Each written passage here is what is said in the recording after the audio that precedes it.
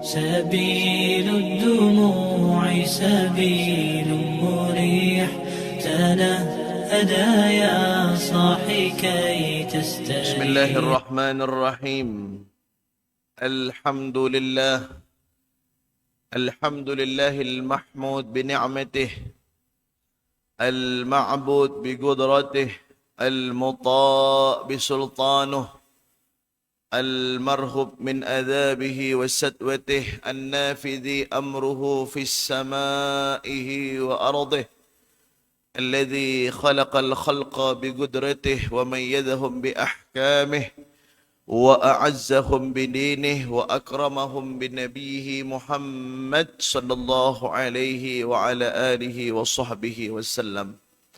اللهم بحق سيدنا محمد يا سلام سلمنا والمسلمين والحاضرين والحاضرات بحق سيدنا محمد.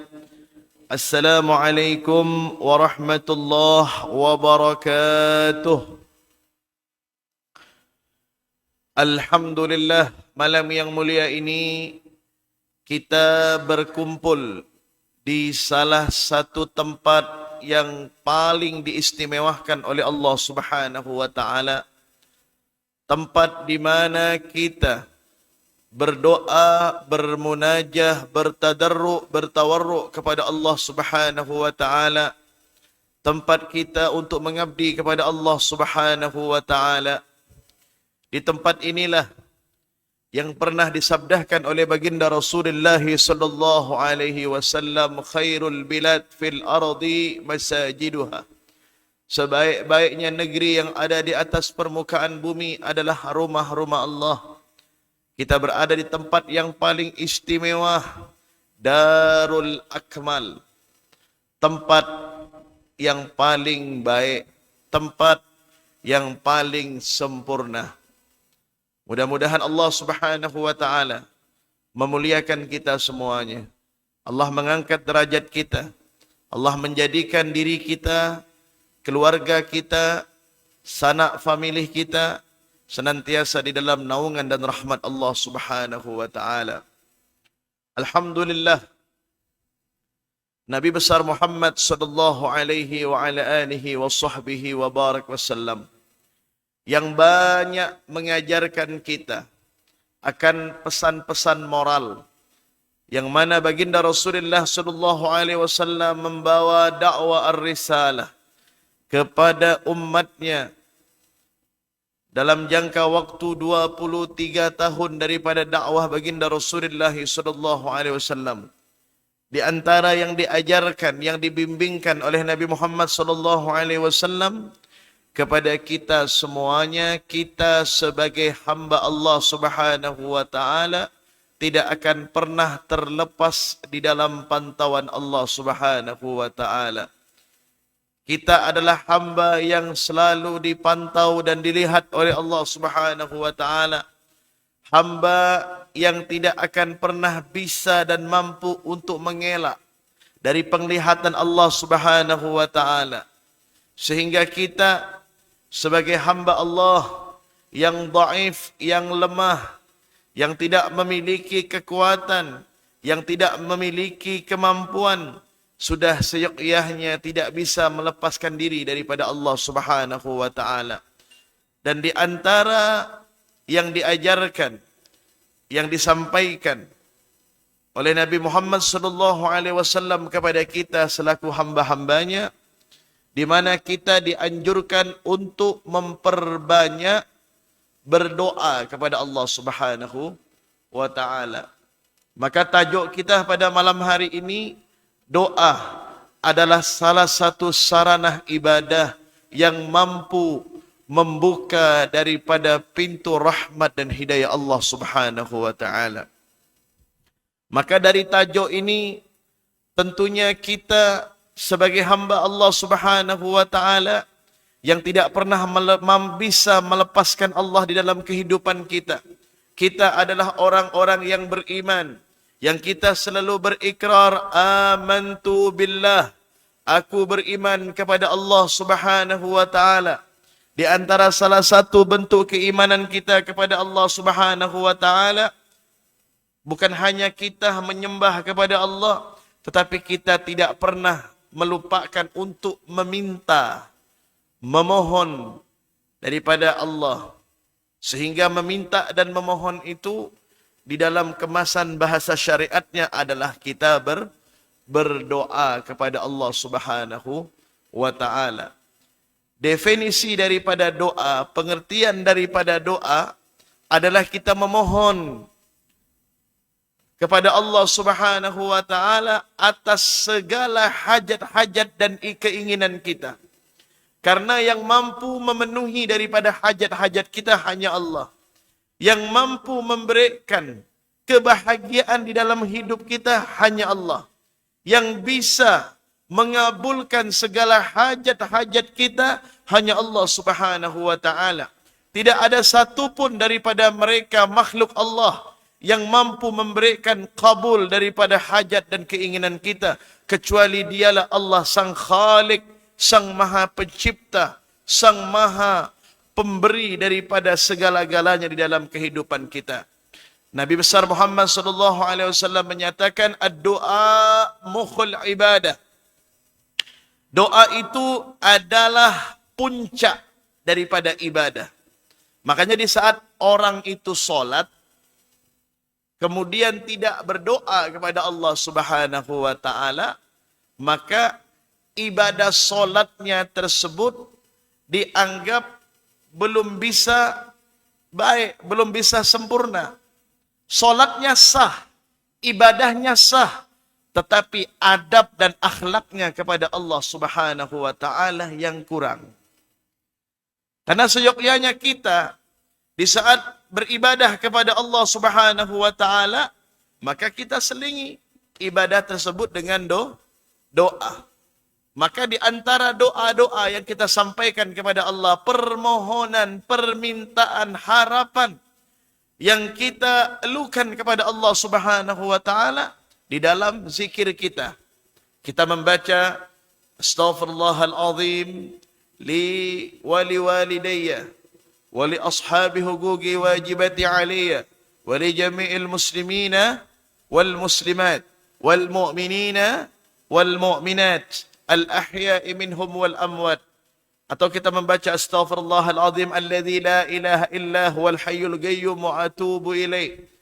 Kemudian kita lanjutkan la ilaha illallah wahdahu la syarika la lahul mulku wa lahul hamdu yuhyi wa yumitu wa huwa ala kulli syai'in qadir. Kita baca sebanyak 10 kali. Kemudian kita berdoa lagi Allahumma ajirna minan nari salimin sebanyak 7 kali. Kita meminta daripada perlindungan kepada Allah Subhanahu wa taala agar kita tidak dimasukkan oleh Allah dalam golongan orang-orang penghuni neraka Allah. Na'udzubillah min dzalik. Kemudian kita membaca Allahumma antas salam wa minkas salam wa ilaika ya'udus salam fahayyina rabbana bis salam wa adkhilna al jannata daras salam tabarakta rabbana wa ta'alaita ya dzal jalali wal ikram. Kemudian kita lanjutkan sebagaimana daripada sabda Nabi Muhammad sallallahu alaihi wasallam, barang siapa kata Nabi yang membaca surah ataupun ayat kursi setelah habis solat, maka Allah Subhanahu wa taala akan membukakan daripada mereka pintu surga dan tidak akan memasukkan dia ke dalam surga kecuali kematian, kata Nabi Muhammad sallallahu alaihi wasallam. Makanya kita biasakan setiap kita habis solat, kita membaca daripada ayat kursi Allahu la ilaha illa huwal hayyul qayyum ila akhiril ayat. Kemudian setelah itu apa yang harus kita lakukan? Kita menadahkan tangan.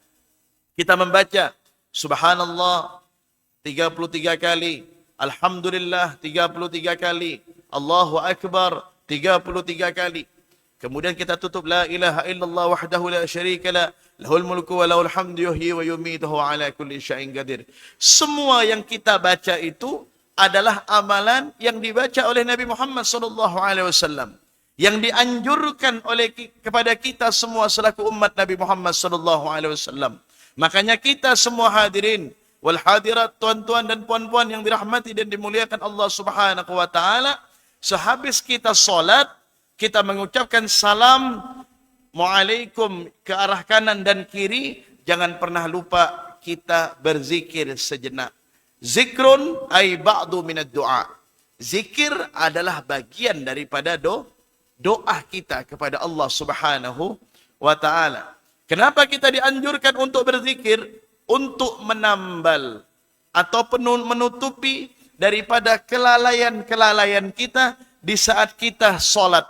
Di saat kita menyembah kepada Allah, terkadang ada sahaja perkara-perkara dunia yang menyibukkan, yang memenatkan di dalam pikiran kita. Terkadang datangnya gangguan syaitan, gangguan daripada makhluk-makhluk Allah yang lain, yang membisiki daripada telinga, mengganggu, mengacaukan pikiran kita, yang membuat bising telinga kita, yang membuat pening kepala kita. Semuanya itu yang kita lakukan. Kita berzikir kepada Allah untuk mengelakkan, untuk bisa menjauhkan diri kita daripada gangguan tersebut. Makanya dianjurkan kita untuk berzikir. Zikir adalah bagian daripada doa kita kepada Allah Subhanahu wa taala. Dan yang kedua, setelah itu kita menadahkan tangan. Maka adab kita berdoa, adab kita memohon kepada Allah Subhanahu wa taala, adabnya itu bagaimana? Kalau kita salat, bagaimana cara tangan kita mengenadahkan kepada Allah? Kita tadahkan seperti ini, kita angkat, Pak. Bisa dilihat semua ya. Kita tadahkan seperti ini. Ya, ada yang seperti ini. Ya. Tapi kebanyakan yang seperti ini. Ya. Ini artinya kita memohon kepada Allah Subhanahu wa taala pemberian, karena kita adalah makhluk yang lemah. Kita adalah makhluk yang tidak berkuasa. Kita adalah makhluk yang tidak punya kelebihan apapun kecuali Allah Tuhan kita yang memberikan kekuasaan kepada kita, yang memberikan kemuliaan kepada kita. Kita yang meminta kepada Allah. Mengemis, mengeluh. Makanya adab daripada doa itu kita betul-betul bertadarruk, memerlukan daripada Allah Subhanahu wa taala. Semua hajat-hajat kita utarakan, baik melalui lisan kita maupun melalui daripada suara hati kita kepada Allah Subhanahu wa taala. Dan di dalam doa juga diajarkan oleh Nabi, wad'ullah wa antum muqinun bil ijabah. Dan doalah engkau kepada Allah Subhanahu wa taala, dan kau harus meyakinkan bahwa doamu itu pasti dikabulkan oleh Allah Subhanahu wa taala. Tidak ada satupun daripada hamba-hamba Allah yang telah meminta, memohon, bermunajat kepada Allah, kemudian doa mereka, permintaan mereka ditolak, tidak akan pernah mungkin. Namun banyak di antara kaum muslimin yang terkadang bertanya, kenapa Ustaz? Kenapa Habib? Kenapa wahai alim? Di saat kami berdoa, kami memohon hajat dunia, kenapa tidak disegera dikabulkan oleh Allah Subhanahu wa taala? Kenapa hajat kami tidak langsung diberikan oleh Allah Subhanahu wa taala? Di antara hikmahnya, kata para ulama, Allah ingin selalu mendengar suara keluh kesahmu kepadanya. Kalau seandainya dikabulkan spontanitas, maka khawatir engkau tidak meminta lagi kepada Allah. Maka doamu disimpan oleh Allah Subhanahu wa taala. Doamu ditaruh oleh Allah Subhanahu wa taala sampai engkau betul-betul menyadari bahwa dirimu tidak berdaya, bahwa dirimu tidak memiliki apa-apa. Kau meminta terus kepada Allah. Nas'aluka, nas'aluka, as'aluka. Kami meminta dan aku meminta dengan harapan-harapan kepada Allah yang begitu banyak. Dan pasti akan diberikan oleh Allah Subhanahu wa ta'ala. Bahkan dalam riwayat dikatakan Allah itu malu, Pak, menolak permohonan hambanya. Jadi kita sebagai hamba Allah ini, Allah itu malu menolak daripada apa yang telah kita utarakan, yang telah kita berikan kepada Allah. Kemudian Allah mengembalikan dengan tangan kosong tanpa ada pemberian apapun, maka Allah malu. Inilah bentuk kasih sayang Allah kepada kita semuanya. Makanya kita selaku umat mukmin, umat Nabi Muhammad sallallahu alaihi wasallam, jangan pernah kita malas untuk berdoa kepada Allah. Duduklah sejenak, bertafakurlah sejenak. Nyatakan dirimu bahwa dirimu dhaif di mata Allah, bahwa dirimu tidak memiliki apapun. Kita melihat bagaimana kekasih Allah Sayyiduna Muhammad sallallahu alaihi wa ala alihi wa sahbihi wa barak wasallam. Beliau selalu berdoa di tengah malam. Beliau selalu meminta kepada Allah Subhanahu wa taala, sehingga pada suatu malam Sayyidatuna Aisyah binti Abi Bakar As-Siddiq radhiyallahu anha wa arda melihat kepada kekasihnya, suaminya tercinta Sayyidina Muhammad sallallahu alaihi wasallam dalam keadaan sujud yang begitu lama. Sujud yang begitu lama sehingga timbul kekhawatiran Sayyidatuna Aisyah. Beliau mengambil daripada satu batang kayu yang kecil, kemudian beliau angkat jari kelingking Nabi Muhammad. Kemudian jari itu bergerak, pertanda Nabi Muhammad masih dalam keadaan sehat walafiat. Khawatir, kenapa suaminya sujudnya kok begitu lama? Khawatir Nabi Muhammad wafat. Maka beliau mengambil satu kayu yang kecil, beliau angkat jari kelingking Nabi Muhammad yang mulia, kemudian bergerak jari tersebut, pertanda Rasulullah masih dalam keadaan sehat. Setelah bangun daripada sujudnya, Nabi Muhammad sallallahu alaihi wasallam mengucapkan salam. Kemudian terlihat daripada mata Nabi Muhammad linangan air mata, derayan air mata yang membasahi daripada pipi, bahkan jenggot beliau basah. Kemudian ditanya oleh Sayyidatuna Aisyah, "Wahai Rasulullah, apa yang kau pintakan, apa yang kau mohon, apa yang kau doakan?" Yang diminta oleh Nabi Muhammad, yang didoakan oleh Nabi Muhammad adalah bagaimana kita umatnya ini tidak berada di dalam neraka Allah Subhanahu wa taala. Allahumma shalli ala sayyidina Muhammad. Nabi Muhammad memohon, Nabi Muhammad berdoa untuk kita umatnya, agar kita satu pun daripada kita ini tidak boleh berada di dalam neraka Allah Subhanahu wa taala. Sebagaimana harapan Nabi kepada istrinya Sayyidatuna Aisyah, diampunkan dosanya yang nampak atau tidak, dosanya yang lalu ataupun sekarang. Begitu juga doa Nabi untuk kita. Nabi tidak ingin umatnya ini memiliki kesalahan. Nabi tidak ingin umatnya ini memiliki dosa. Sehingga dengan kesalahan dan dosa tersebut, kalau mereka tidak bertobat, khawatir mereka akan dicuci di dalam neraka Allah Subhanahu wa taala, dan itu tidak diinginkan oleh Nabi. Dan ini Nabi Muhammad berdoa setiap malam. Setiap malam di masa hidupnya, Nabi Muhammad berdoa pada sepertiga malam. Saking pentingnya itu doa di hadapan Rasulullah sallallahu alaihi wasallam kepada Allah Subhanahu wa taala. Lantas kita bagaimana umat Nabi Muhammad? Kita yang tidak ada jaminan. Dosa saya dan dosa kita terlalu banyak kepada Allah Subhanahu wa taala. Kesalahan saya dan kesalahan kita semuanya terlalu banyak kepada Allah Subhanahu wa taala. Maka kita sudah sepatutnya berdoa kepada Allah Subhanahu wa taala. Maka doa yang sering diajarkan oleh para ulama kita yang paling mudah, dan doa ini bisa dihafal, Pak. Doa ini bisa kita hafal, mungkin banyak yang menghafal doa ini. Mungkin para imam di Masjid Darul Akmal ini sering membacakan doa tersebut. Doanya apa? Bismillahirrahmanirrahim.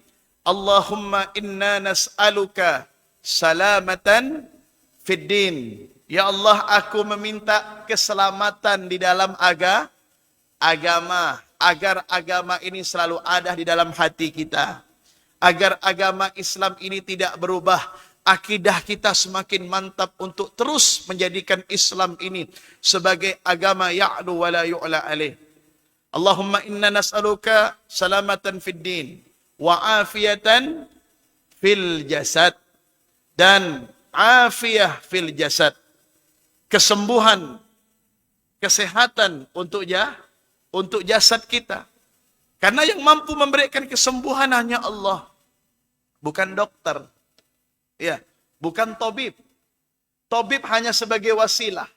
Dokter hanya sebagai wasilah. Di saat kita sakit, jasad kita, maka kita datang ke dokter, kita datang ke tabib, dia yang sebagai wasilah. Memberikan obat kepada kita, maka yang maha menyembuhkan hanya Allah subhanahu wa ta'ala. Allahumma inna nas'aluka salamatan fid din, wa afiatan fil jasad, wa ziyadatan fil ilmi. Dan minta ditambahkan ilmu yang bermanfaat. Karena kita ini hidup tanpa ada ilmu percuma, Pak.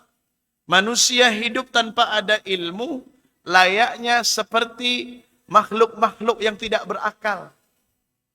Al-jahlu mautun qabla mautihi. Orang yang bodoh itu mati sebelum dia mati. Artinya keberadaan dia dianggap mati karena kebodohannya, tidak memiliki ilmu agama, walaupun dia hidup dianggap mati. Maka kita minta ziyadatan ilm, tambahnya ilmu.